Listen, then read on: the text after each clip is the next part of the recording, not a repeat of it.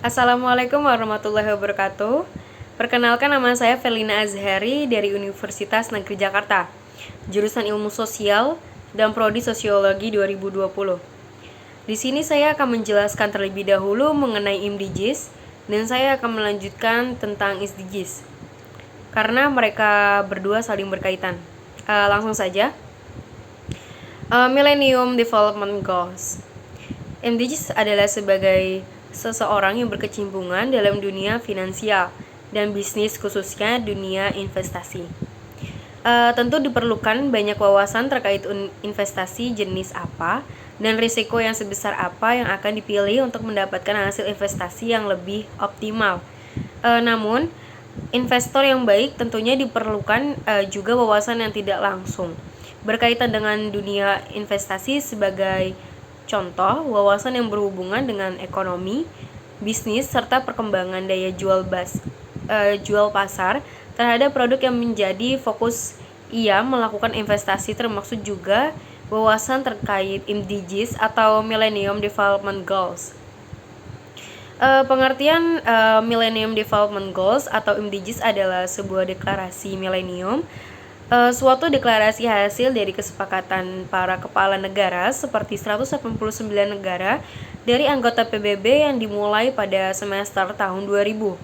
Pada deklarasi tersebut terdapat 8 butir tujuan yang akan dicapai di tahun 2015 dengan target utamanya yaitu mencapai kesejahteraan dan pembangunan masyarakat. 8 butir tujuan yang dimaksud adalah sebagai berikut. Yang pertama, menanggulangi kemiskinan dan kelaparan.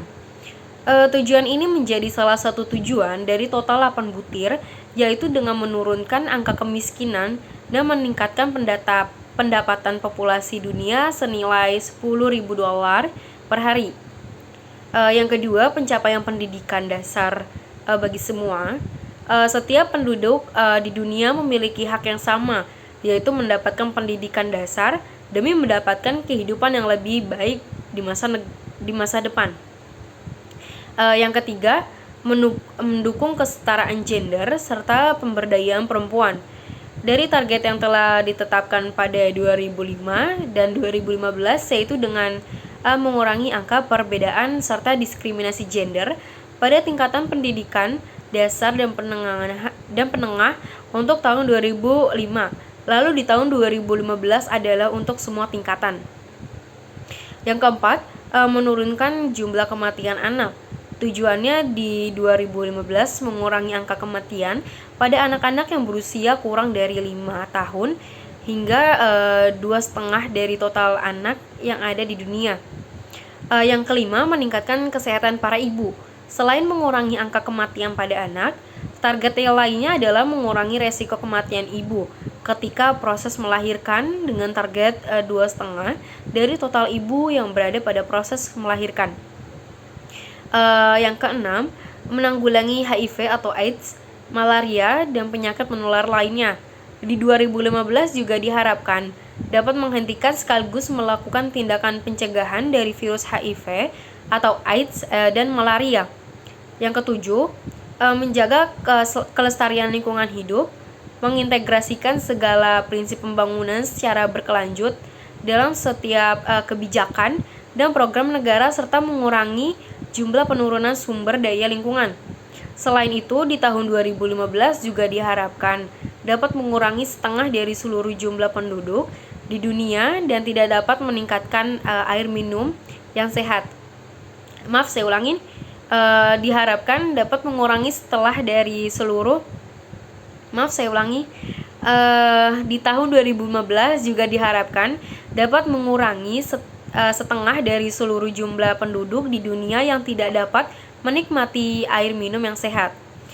Sedangkan target pada tahun 2020-nya adalah dapat mencapai pengembangan yang signifikan untuk kehidupan paling tidak hingga 100 juta orang yang masih tinggal atau berada pada area kumuh. Yang kedelapan, mengembangkan langkah kemitraan global dalam rangka pembangunan, yaitu lebih terbukanya Yang terakhir adalah seperti beberapa poin ini, yaitu mengembangkan perdagangan dengan lebih terbuka didasari dari sistem keuangan dengan aturan, membantu berbagai kebutuhan khusus negara yang kurang berkembang, mengembangkan berbagai jenis usaha produktif yang dapat dikembangkan oleh para anak muda. Lalu bekerja sama dengan pihak farmasi untuk menyediakan akses obat yang penting dan terjangkau bagi negara di dunia, terutama negara berkembang. Bekerja sama dengan pihak swasta untuk membangun upaya agar dapat penyerapan keuntungan dari berbagai teknologi baru. Dari 8 butir ini membuktikan bahwa MDGs adalah bukan hanya soal finansial, bisnis ataupun sebuah investasi, melainkan untuk suatu investasi jangka panjang seluruh kehidupan di dunia ini. Karenanya dengan saling membantu dan bekerja sama satu sama lain, membuat tujuan-tujuan yang telah ditetapkan di atas akan lebih mudah tercapai. Baik, saya akan melanjutkan tentang Sustainable Development Goal atau SDGs. Tujuan pembangunan berkelanjutan atau dalam bahasa Inggris dikenal sebagai Sustainable Development Goals yang disingkat dengan SDGs ini adalah 17 tujuan dengan 169 capaian yang terukur dan tenggak yang telah ditentukan oleh PBB sebagai agenda dunia pembangunan untuk kemaslahatan manusia dan planet bumi. Tujuan ini dicanangkan bersama oleh negara-negara lintas pemerintahan pada resolusi PBB yang diterbitkan pada 21 Oktober 2015 sebagai ambisi pembangunan bersama hingga tahun 2030. Tujuan ini merupakan kelanjutan atau pengganti dari tujuan pembangunan milenium yang ditandatangani oleh pemimpin-pemimpin dari 189 negara sebagai deklarasi milenium di markas besar PBB pada tahun 2000 dan tidak berlaku lagi sejak akhir 2015. Latar belakang SDGs ini agenda pembangunan berkelanjutan yang baru dibuat untuk menjawab tuntutan kepemimpinan dunia dalam mengatasi kemiskinan, kesenjangan, dan perubahan iklim dalam bentuk aksi nyata. Konsep tujuan pembangunan berkelanjutan lahir pada Konferensi Pembangunan Berkelanjutan atau PBB Rio +20 pada 2012 dengan menetapkan rangkaian target yang bisa diaplikasikan secara universal serta dapat diukur dalam menyeimbangkan 3 dimensi pembangunan berkelanjutan. Yang pertama itu adalah lingkungan, yang kedua sosial, dan yang terakhir adalah ekonomi. Agenda 2030 terdiri dari 17 tujuan pembangunan berkelanjutan atau SGD atau tujuan global yang akan menjadi tuntunan kebijakan dan perdanaan untuk 15 tahun ke depan 2030. Untuk mengubah tuntunan ini menjadi aksi nyata, para pemimpin dunia bertemu pada 25 September 2015 di markas PBB di New York untuk memulai agenda pembangunan berkelanjutan 2030. Tujuan ini diformulasikan sejak 19 Juli 2014 dan diajukan pada Majelis Umum Perserikatan Bangsa-Bangsa oleh kelompok kerja terbuka tujuan pembangunan berkelanjutan.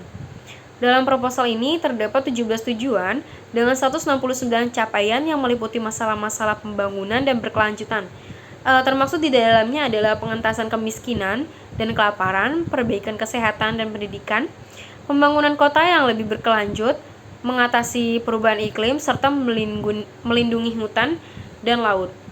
Pada bulan Agustus 2015, 193 negara menyepakati 17 tujuan berikut ini. Tujuan yang pertama yaitu tanpa kemiskinan, bahwa pengentasan segala bentuk kemiskinan di semua tempat. Tujuan yang kedua tanpa kelaparan, yang mengakhiri kelaparan, mencapai ketahanan pangan dan perbaikan nutrisi, serta menggalakkan pertanian yang berkelanjutan. Tujuan yang ketiga kehidupan sehat dan sejahtera, bahwa menggalakkan hidup sehat dan menunggu kesejahteraan untuk semua usia. Tujuan yang keempat, pendidikan berkualitas, memastikan pendidikan berkualitas yang layak dan inklusif, serta mendorong kesepakatan belajar seumur hidup bagi semua orang. Tujuan yang kelima, kesetaraan gender, mencapai kesetaraan gender dan memberdayakan semua perempuan. Tujuan yang keenam, air bersih dan sanitasi layak, menjamin akses atas air dan sanitasi untuk semua. Tujuan yang ketujuh, energi bersih dan terjangkau, memastikan akses pada energi yang terjangkau bisa diandalkan, berkelanjut dan modern untuk semua. Tujuan yang ke-8, pekerjaan layak dan pertumbuhan ekonomi. Mempromosikan pertumbuhan ekonomi berkelanjutan dan inklusif, lapangan pekerjaan dan pekerjaan yang layak untuk semua. Tujuan yang ke-9, industri, inovasi, dan infrastruktur. Membangun infrastruktur kuat, mempromosikan industrialisasi berkelanjut, dan mendorong inovasi. Tujuan yang ke-10, berkurangnya kesenjangan. Mengurangi kesenjangan di dalam dan di antara negara-negara. Tujuan yang ke-11, kota dan komunitas berkelanjutan. Membuat perkotaan menjadi inklusif, aman, dan berkelanjutan. Tujuan yang ke-12, mengkonsumsi dan produksi yang bertanggung jawab, memastikan pola konsumsi produksi yang berkelanjutan. Tujuan yang ke-13, penanganan perubahan iklim, mengambil langkah penting untuk melawan perubahan iklim dan dampaknya. Tujuan yang ke-14, ekosistem laut, perlindungan dan penggunaan samudera laut dan sumber daya kelautan secara berkelanjut. Tujuan yang ke-15, ekosistem darat, mengelola hutan secara berkelanjut, melawan perubahan lahan menjadi gurun, menghentikan dan merehabilitasi kerusakan lahan, menghentikan kepunahan keanekaragaman hayati. Tujuan yang ke-16, perdamaian, keadilan, dan kelembagaan yang tangguh, mendorong masyarakat adil, damai, dan inklusif.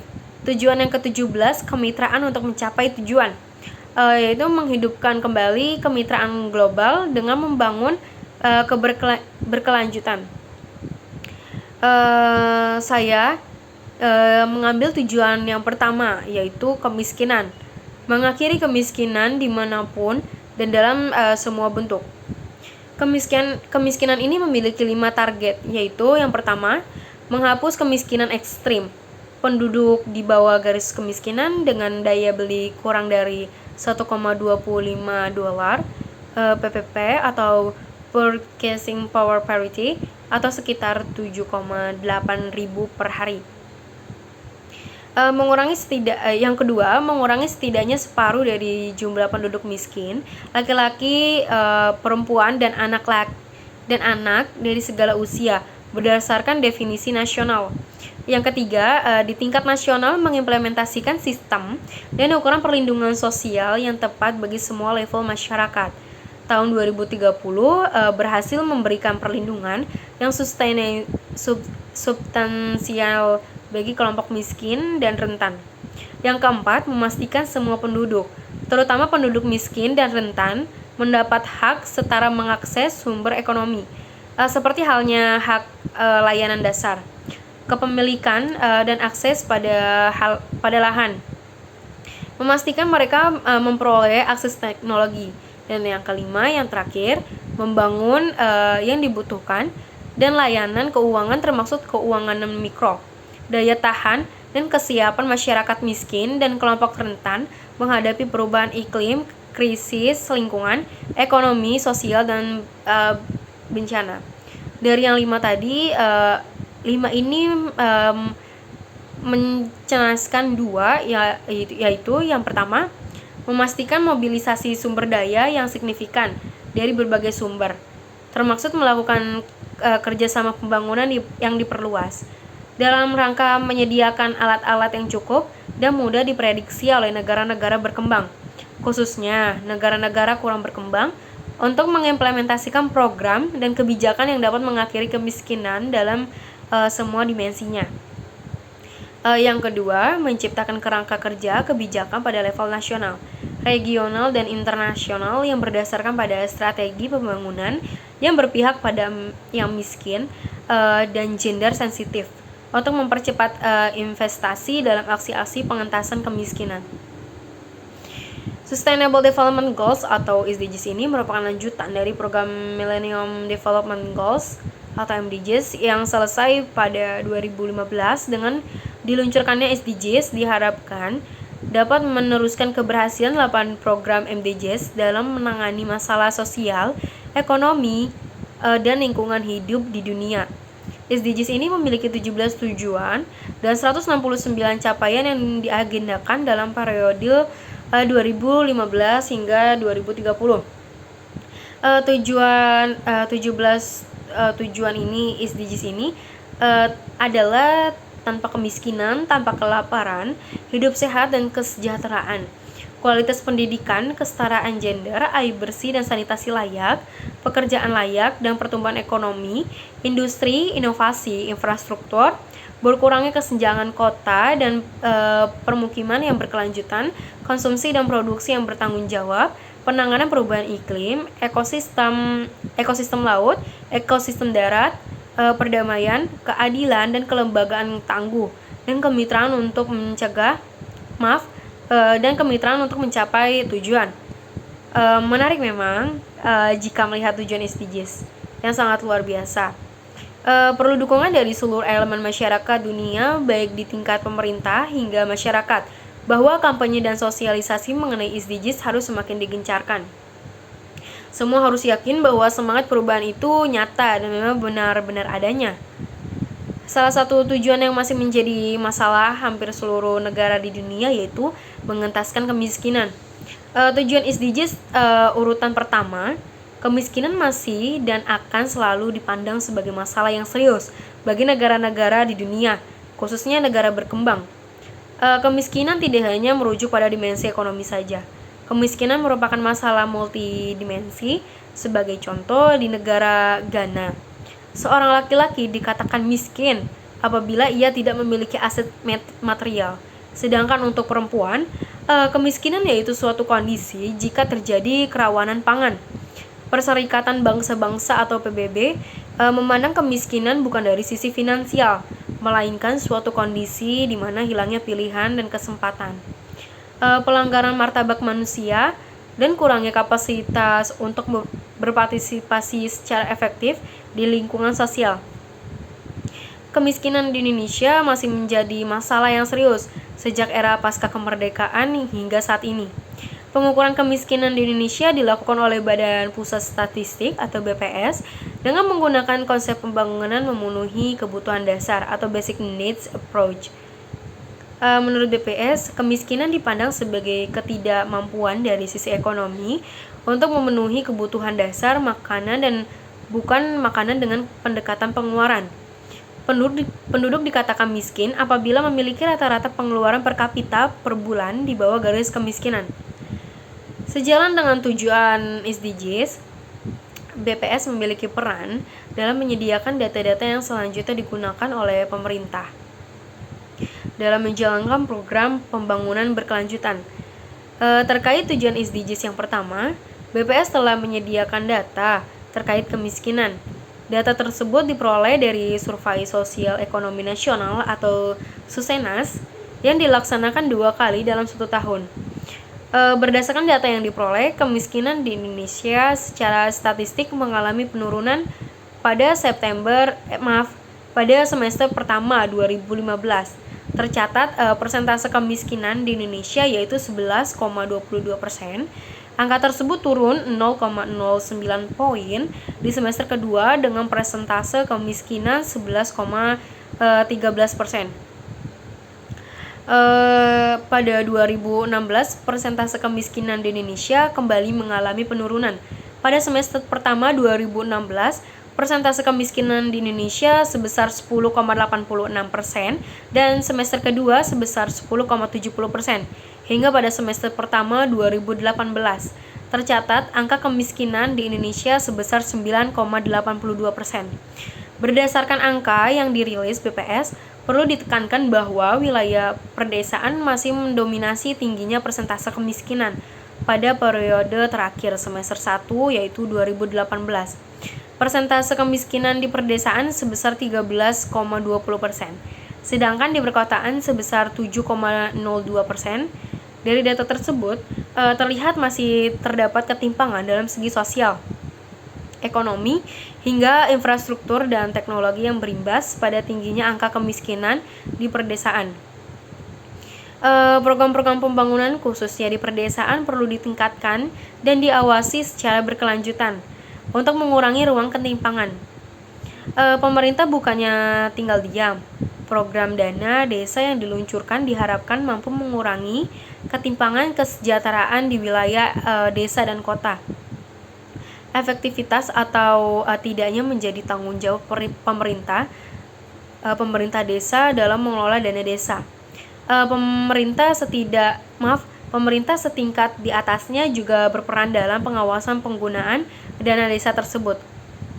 Sudah banyak contoh wilayah perdesaan yang berhasil dalam penerapan dana desa, mulai dari Desa Ponggok dengan wisata tirtanya di Klaten, hingga program BUM Desmart di Desa Sidoarjo. Kabupaten Musi Banyuasin yang beromset ratusan juta rupiah setiap bulannya. Keberhasilan pengelolaan dana desa secara tidak langsung memberikan dampak terhadap perekonomian masyarakat di wilayahnya. Kesempatan kerja menjadi terbuka dengan adanya peluang modal usaha maupun kebutuhan akan tenaga kerja dalam melaksanakan pembangunan desa. Setelah itu